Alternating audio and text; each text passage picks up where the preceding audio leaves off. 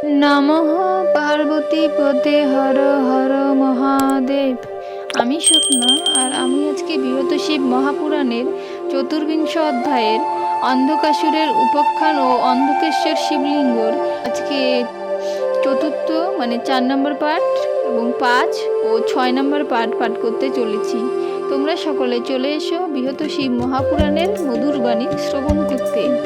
ও আজকের শ্লোকটি হলো তত্রত্যস্য তদা শম্ভুং ধ্যাত্ত সম্প্রপ্রার্থয় তদা অন্তকালে চ তাম দিষ্টা তদিস্য ভবতি ক্ষণাৎ। শ্লোকটির অনুবাদ হলো, 4 নম্বর পাঠটি হলো, প্রহ্লাদের উপদেশ করিয়া শ্রবণ ক্রোধেতে অন্ধকাসুর কহিল তখন, আপনি ধার্মিক সাধু ধর্ম লইয়া রন, সে ধর্ম মানিতে মোর নাহি প্রয়োজন। প্রহ্লাদকে এই কথা কহিয়া বিশেষ অন্ধক সম্বরে ডাকি করিল আদেশ, হে সম্বর, তুমি তোরা যাইয়া মন্দরে, অল্পমাত্র কথা মোর কহিবে শঙ্করে। তোমার সুন্দরী প্রিয়তমা অম্বিকারে মম হস্তে সমর্পণ করিবে সত্তরে। সে বার্তা শুনিয়া কহে, দেবী ভগবতী, আমাকে হরিয়া লহ যদি থাকে শক্তি। এমন বার্তা শুনি অন্ধক তখন ক্রোধে কম্পবান হইল আরক্ত নয়ন। তবে সেনাপতি গণে ডাকিয়া তরিত, রণ লাগি রণ সাজে করিল সজ্জিত। কামান্ধ অন্ধকাসুর দুর্বুদ্ধি বশত অবিলম্বে কাল পাশে হইয়া সুসজ্জিত। যুদ্ধ করিবার তরে হরের সহিত সত্তর মন্দরাচলে হইল উপনীত। তাহাদের কোলাহলে পূর্ণিত গগন সকল মন্দরবাসী করিল শ্রবণ। দানব সহিত তবে করিতে সমর নন্দীকে ডাকিয়া কহিলেন মহেশ্বর, হে নন্দী, দানব শনে করিবারে রণ, তব আজ্ঞাধীন গণে করহ শরণ। তবে গণ গণ আসে নন্দীর শরণে, দেবগণ আসে তারা সমর কারণে। অতঃপর উপস্থিত হইয়া রণাঙ্গনে যুদ্ধ লাগি শ্রমদত্ত হইল সর্বগণে। নানা অস্ত্র শস্ত্র সবে করিয়া ধারণ, দৈত্যপতি ধাবমান হলেন তখন। এই রূপে মহান সমর হইল শুরু, দেখিয়া সবার প্রাণ করে দুরু দুরু। দেবদৈত্য হানাহানি করে পরস্পর, ক্রমেতে হইল তাহা মহাভয়ঙ্কর। সেই মহাযুদ্ধ কথা করিতে বর্ণন, একার বদনে নহে সম্ভব কখনো। তাই যুদ্ধ অবসানে যে ঘটনা ঘটে, এক্ষণে তাহাই আমি কহি অকপটে। সে যুদ্ধে সর্বতোভাবে দৈত্য সমুদয়, দেবতাগণের কাছে মানে পরাজয়। দৈত্যগণে বিমর্দিত করিয়া দর্শন, অন্ধক নিজেও ক্লান্ত হইয়া ভীষণ। পাতালে ফিরিতে তবে হইলে উদ্যত, ছিপ তারে শূল দ্বারা করেন তাড়িত। কিন্তু দৈত্যপতি অতিশয় ক্রোধ ভরে, সেই শূল তরায় ধরিল দুই করে। অতঃপর লম্ফ দিয়া মহেশের শিরে এক মহা গদাঘাত করিল সজোরে।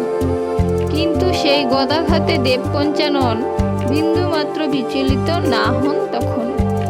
অকস্মাৎ ক্রোধ অগ্নি পরিপ্রজ্বলিত, শোষণ করেন তোরা দৈত্যর সুন্ত।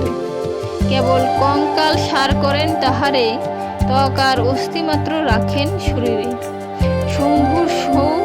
সম্ভূত অগ্নি পরশে তখন অন্ধকের সর্বপাপ হইল বিনাশন। এরূপ শিবের তত্ত্ব হয়ে অবগত, অন্ধক তাহার স্তবে হইল উদ্যত।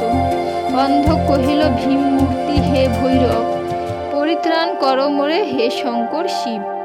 তিলকের প্রতি তুমি হও শূলধারী, তোমার চরণে আমি নমস্কার করি। তুমি চরাচর পাতা বহুরূপ ধর, সুরাসুর বন্দ প্রজাপতি সর্বেশ্বর। পাপনাশী মুক্তিদাতা ও মঙ্গলময়, বরেণ্য বরদ আদি পুরুষ অব্যয়। অন্তর বাসনাসক্ত হয়েছে আমার, পরিত্রাণ কর মোরে ওহে সর্বাধার। তুমি বিশ্বমূর্তি, রুদ্র তুমি সর্বেশ্বর, তোমার চরণ বন্দি আমি নিরন্তর। হে দেবেশ দেবতা তোমায় শিব নামে, যক্ষগণ ভীম সিদ্ধগণ হর নামে, উগ্ররূপে গায় তোমার নিশাচরগণ, পিতৃগণ ভব নামে করয়ে কীর্তন।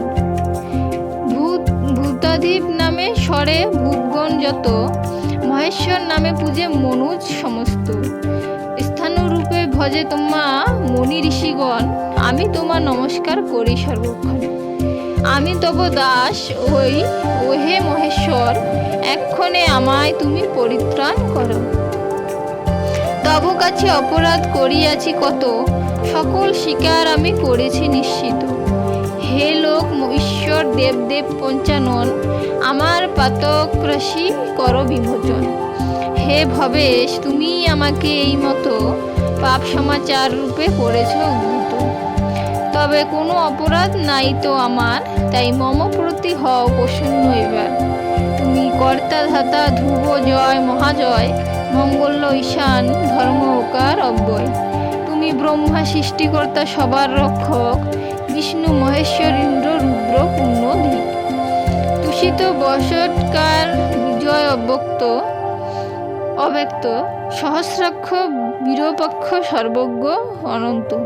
তুমি আদি মধ্য অন্ত শিব পশুপতি, জিতক্রোধ জিতক্রোধ জিতেন্দ্রিয় হর জিতারতি। ত্রৈবেদ্য সহস্রপাদ উচ্চত উত্তম, শূলপাণি এ সকল তোমারই নাম। আমি যে শরণাগত তোমার চরণে, হে দেবেশ মোরে রক্ষা করো এক্ষণে। আজকে বৃহৎ শিব মহাপুরাণের চতুর্বিংশ অধ্যায়ের 4 নম্বর, 5 নম্বর এবং 6 নম্বর পার্ট এখানেই সমাপ্ত হলো। তো তোমরা সকলে অবশ্যই চেষ্টা করবে বৃহৎ শিব মহাপুরাণের এই মধুর বাণী শ্রবণ করার।